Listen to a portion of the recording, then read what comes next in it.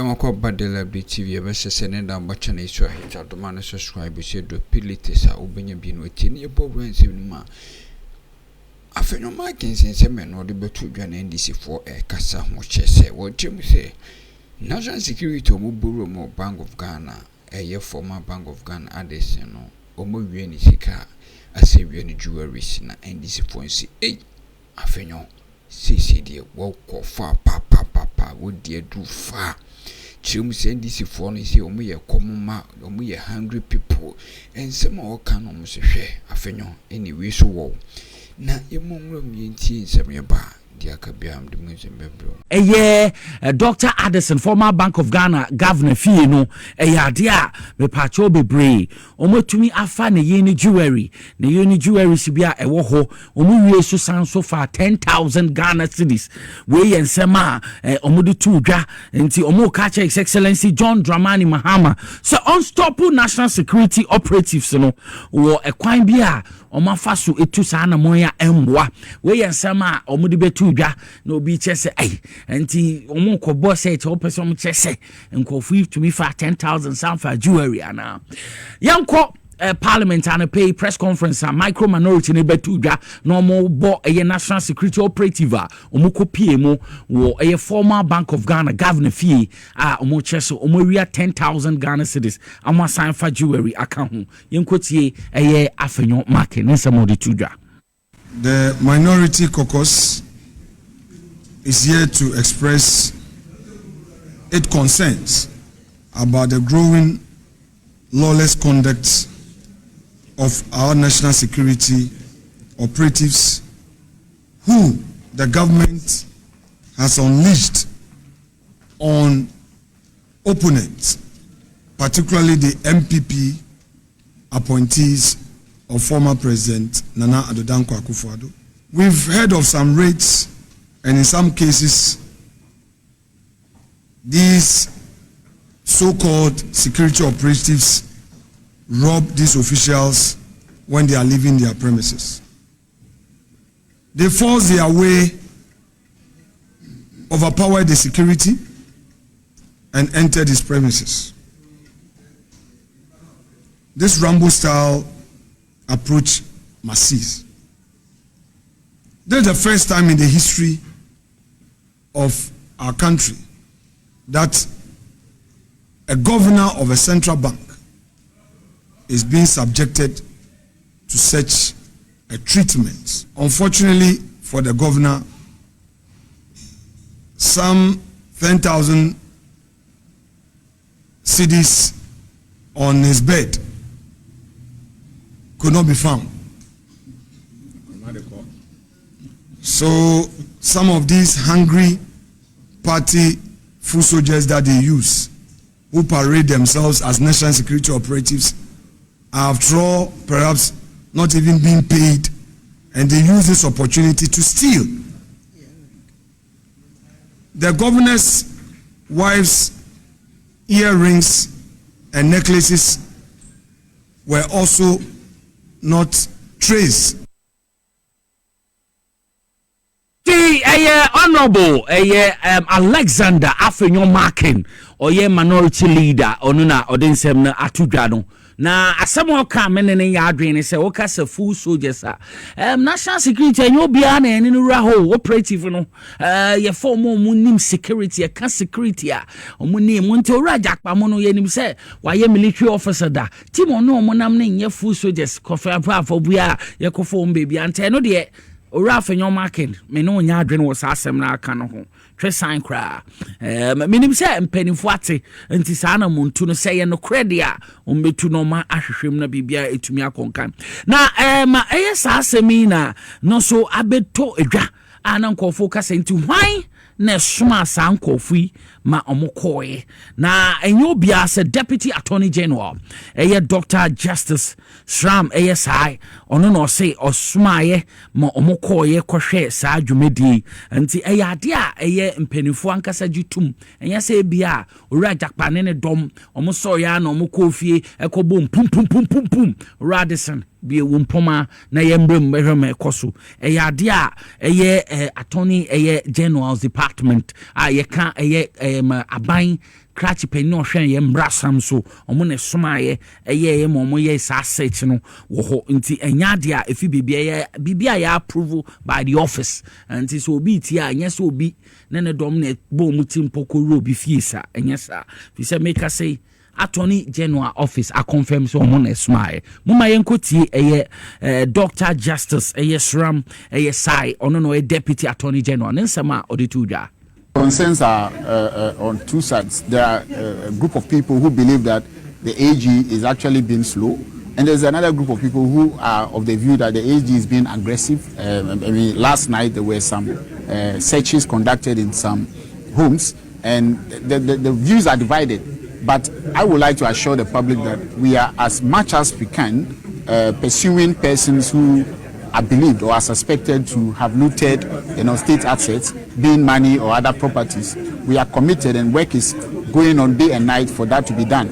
Most importantly, we are also doing so within the framework of rule of law, because as you may know, there have been instances in the past where persons who are suspected have been treated, have been arrested in manners that don't comply with the rule of law, where violation of human rights and other laws have been broken just because people are suspected. We've also witnessed instances where people have been put on trial for years without any evidence and without any conviction, without any trial, and they wake up, go to court, and they are just spending money on lawyers. We are determined, and when I say we, I mean my boss, the Attorney General. He is of the view, his policy is that he will not put anyone before any court without having sufficient evidence to prosecute the person. So the reason for the delay we are seeing, or what most of the public are seeing as delay, is that we are making sure that we get it right, we get the evidence before we put someone in court. We are not in the business, or we will not be in the business of putting people before the court and now seeking permission to go and now look for the evidence. At least we must have what we call sufficient evidence to be able to put people before criminal court. The offices, there are so many. So if you look at how government works, we work with other institutions, and people submit complaints. So, but every search that you see, is part of the government framework to fight the corruption, and we take responsibility for the search that are happening, and we want to make it clear that those searches and the mode in which they were done in accordance with law. Warrants were procured, and warrants were used to conduct those searches. Enti no na ensem ni na no bebrenti ase adenti a ema Attorney General mpedifo mo mutu anamo ni se abra Dr. Anderson odi na dwuma ba wie ya ofa ne kuku ne nkaka akono ye ka volta anase bi mo bise obi abeti ase no safe of a safe bi fi Bank of Ghana ho wo wie na dwuma yi niam fi office no safe bi od call ye no inti na ma mo di achire ko searche ye safe ne de omuko hu woni fie but omuko ye na omuko bie safe ne mo no na echese sika bia enim because it enja and this of us safe na vault no na de ko fie inti eno nti na ma national security operative e di achire call ye say omuko akwahwe sa save na vault no de call ye ne se aso bibi sa wom anase omko ko hu pepepe se mo hu ye no omko na ho bad manet ne se e ade ana bibi anim nti Ghana for obi etia enye obia which hands ni bi no obi ye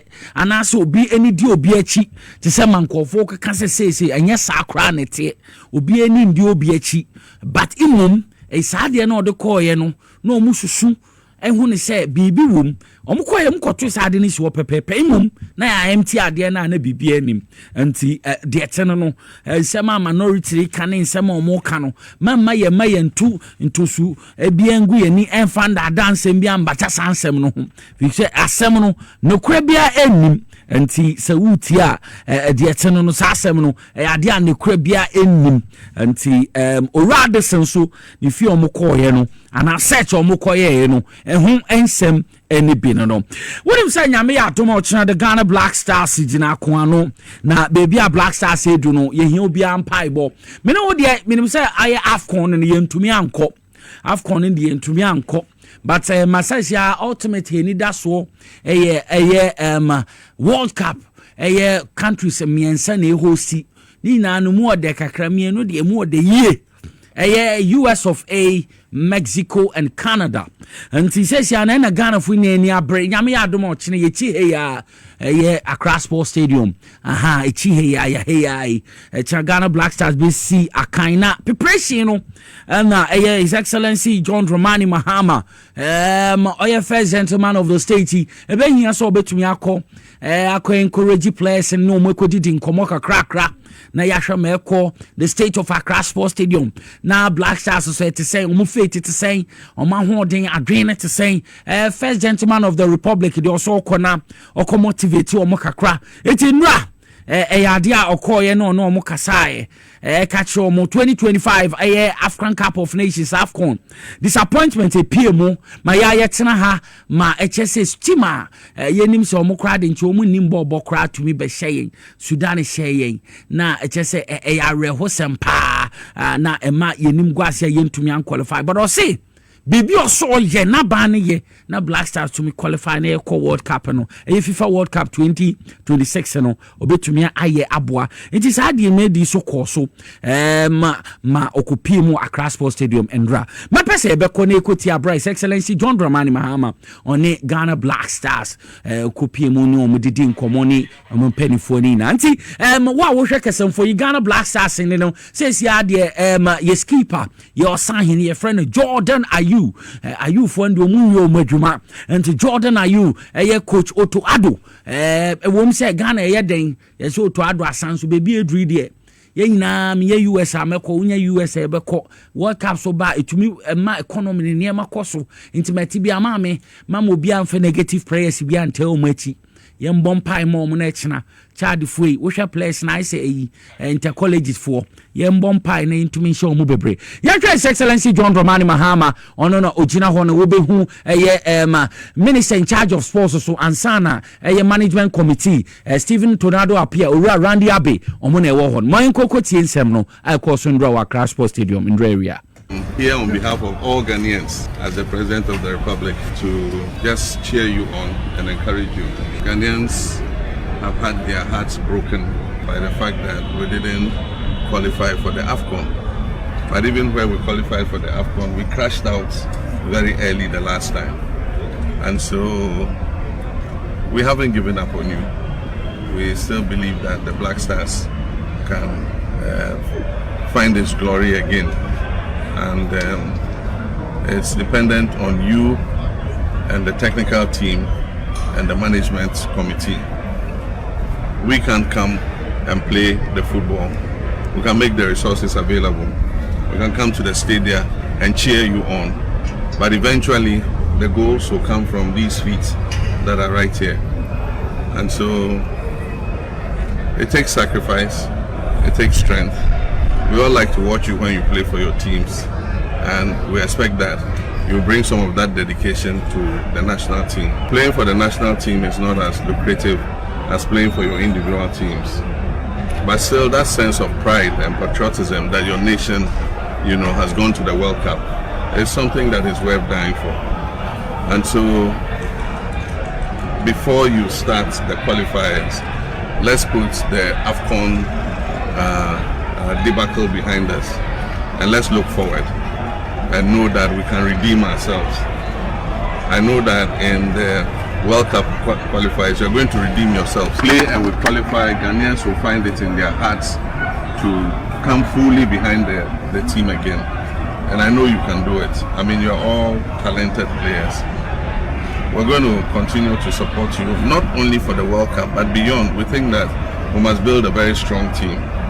And the way to build a strong team is to find the resources to bring you together as much as possible so that you're playing together. And Captain, you and your squad, we're counting on you on Friday. Let's take it step by step. Let's win this one. And I'm sure that the next one, which is going to be away, if we're able to corner that one too, we'll take it step by step. And I'm sure that by the grace of God, we'll find ourselves.